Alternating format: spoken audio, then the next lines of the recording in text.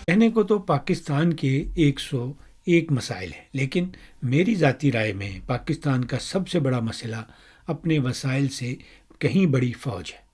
کروڑوں لوگ غربت کا شکار ہیں، لیکن ہم چند لاکھ وردی والوں کو ایسے عیش و عشرت میں پال پوس رہے ہیں جیسے ہمارے کھیتوں میں گندم کی بجائے ڈالر اگتے ہیں۔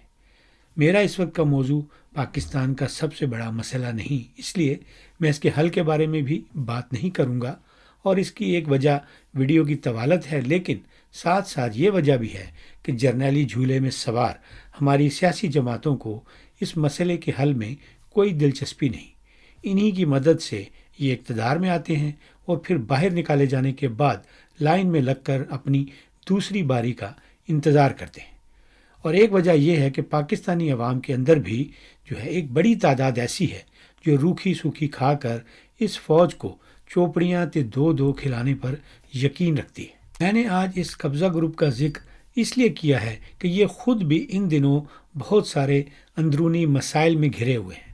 جب سے ایٹم بم والا ہتھیار ان کے ہاتھ لگا ہے، ان کے سرحدی مسائل تو کافی حد تک کم ہو گئے ہیں۔ اب انہیں جو بھی مسئلہ پیش آتا ہے وہ اندرونی ہوتا ہے اور انہی کی سیاسی سرگرمیوں کی وجہ سے پیدا ہوتا ہے۔ اس وقت بھی جو ان کے لیے سب سے بڑا مسئلہ ہے وہ انہی کا پیدا کردہ ہے، اور اس مسئلے کا نام ہے عمران نیازی اور اس کے اوورسیز چیلے۔ ان دنوں عمران نیازی خود تو اڈیالہ والی 5 اسٹار جیل میں ہے، لیکن اس کے اوورسیز چیلوں نے پاکستان کے سیاسی جرنیلوں کی ناک میں دم کر رکھا ہے۔ کبھی اقوام متحدہ کے سامنے آرمی چیف کا بینڈ بجاتے ہیں، کبھی IMF کے دفتر کے سامنے جنرل عاصم منیر کا وہ حال کرتے ہیں جسے عام زبان میں توا لگانا کہتے ہیں۔ لندن کی سڑکوں پر بھی عاصم منیر کے خلاف شور شرابہ ہوتا رہتا ہے۔ عمران نیازی کا پاکستانی سیاست میں کردار ایک سوزوکی کار تک محدود ہوا کرتا تھا۔ اس کے پاس کئی سالوں تک بس اتنے سیاسی کارکن تھے کہ پوری سیاسی پارٹی ایک سوزوکی کار میں سفر کر لیتی تھی، لیکن پھر یوں ہوا کہ ہمارے ایک سیاسی جرنیل نے اس سوزوکی کار والے لیڈر اور اس کے کارکنوں کو گود میں لیا اور ان کی سیاسی پرورش بڑے لاڈ پیار سے کی۔ ان سیاسی جرنیلوں کے پاس دولت تو بے شمار ہوتی ہے، اور اس کی وجہ میں نے شروع میں بتا دی ہے کہ پاکستانی عوام خود تو روکھی سوکھی کھاتے ہیں، لیکن ان کے لیے چوپڑیاں اور وہ بھی دو دو فراہم کرتے رہتے ہیں۔ انہی چوپڑی روٹیوں سے ان سیاسی جرنیلوں نے عمران نیازی کو اتنی سیاسی توانائی بخشی کہ وہ اپنی جماعت کو پاکستان اور پاکستان سے باہر مضبوط کرنے میں کامیاب ہو گیا۔ عمران نیازی نے دوسری جماعتوں کی نسبت اوورسیز پاکستانیوں پر بہت زیادہ محنت کی اور انہیں ذہنی طور پر اس حالت میں پہنچا دیا کہ انہیں بھی شاہ دولہ کا چوہا کہا جا سکتا ہے۔ یہ اوورسیز پاکستانی چونکہ برطانیہ کی مقامی سیاست اور سماجی زندگی سے اتنے زیادہ جڑے ہوئے نہیں ہوتے، یوں کہہ لیں کہ مقامی سیاست میں ان کا حصہ آٹے میں نمک سے بھی کم ہے۔ یہی حال کینیڈا اور امریکہ کا بھی ہے۔ ان پاکستانیوں کو عمران نیازی نے اپنی کئی سالوں کی محنت کے بعد اپنے رنگ میں اس طرح رنگ لیا ہے کہ انہیں صرف اور صرف اس بات پر یقین آتا ہے جو کہ عمران نیازی یا اس کے نیٹ ورک کے ذریعے ان تک پہنچتی ہے۔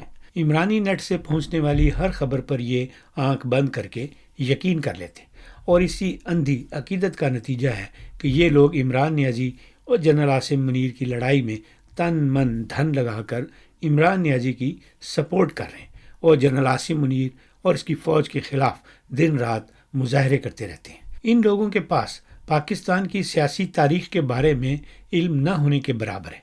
ان کا سیاسی شعور نیازی سے شروع ہو کر نیازی پر ہی ختم ہو جاتا ہے۔ انہیں عدالتوں سے بری ہونے والے لوگ تو چور لگتے ہیں، اور عدالتوں سے سزا پانے والا بے گناہ نظر آتا ہے، اور اس کی وجہ یہ ہے کہ پاکستان کو یہ صرف اور صرف نیازی کی کالی اینک سے دیکھتے ہیں۔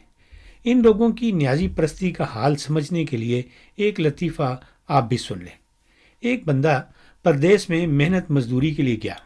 اس کے ایک ساتھی جو تھا وہ گاؤں کا چکر لگا کر آیا، تو اس نے اپنے ساتھی سے اپنے گھر کا حال احوال پوچھا۔ گاؤں سے آنے والے نے کہا کہ ویسے تو سب خیر ہے، لیکن تمہاری بیوی بیوہ ہو گئی ہے۔ یہ خبر سنتے ہی اس بندے نے رونا دھونا شروع کر دیا۔ کچھ دوستوں نے اسے سمجھایا کہ یہ خبر بالکل جھوٹی ہے، تم یہاں پر زندہ ہو تو ایسے میں تمہاری بیوی پاکستان میں بیوہ کیسے ہو سکتی؟ بندہ روتے روتے بولا، یہ شخص ابھی ابھی میرے گاؤں سے ہو کر آیا ہے، یہ جھوٹ کیسے بول سکتا ہے؟ یہی حال عمران نیازی کے اوورسیز پرستاروں کا ہے۔ انہیں پاکستان کے حوالے سے جو بری خبر عمرانی نیٹ ورک سے ملتی ہے، یہ اس پر یقین کر کے ماتم شروع کر دیتے ہیں اور اس بات کی زحمت بھی نہیں کرتے کہ کسی اور ذریعے سے اس خبر کے فیک نہ ہونے کی تصدیق کر لیں۔ یہی لوگ اور ان کا مرشد اس وقت پاکستانی فوج کا سب سے بڑا مسئلہ ہیں، جس فوج کو میں نے پاکستان کا سب سے بڑا مسئلہ کہا ہے۔ اپنے انہی اوورسیز اندھے عقیدت مندوں کا فائدہ اٹھاتے ہوئے عمران نیازی نے جنرل عاصم منیر اور اس کے ساتھیوں کو ان دنوں تتے توے پر بٹھایا ہوا ہے۔ اس صورتحال سے نکلنا ہمارے سیاسی جرنیلوں کے بس میں نہیں، کیونکہ نہ ان کا نیازی پر بس چلتا ہے اور نہ ہی ان دنوں ان کی چھڑی اتنی لمبی رہ گئی ہے کہ یہ اوورسیز پاکستانیوں کے خلاف اس طرح کی جنگ چھیڑ سکیں جیسی جنگ جنرل قمر باجوہ اور جنرل فیض حمید کے دور میں انہوں نے شروع کر رکھی تھی۔ ساجد بلوچ اور کریمہ بلوچ کو بھی بیرون ملک انہی جرنیلوں کے سپاہیوں نے ہلاک کیا تھا۔ میرے اور عائشہ صدیقہ کے خلاف بھی منصوبے بنائے گئے لیکن کامیاب نہ ہو سکے۔ وکاس گورایا کے خلاف تو ہٹ مین بھی لندن سے ہی بھرتی کیا گیا تھا، جو کہ ان دنوں یہاں پر جیل میں۔ پنجابی کا ایک محاورہ ہے، ہتھاں دیاں جتیاں گنڈاں دنداں نال کھولنیاں پیندیاں نے۔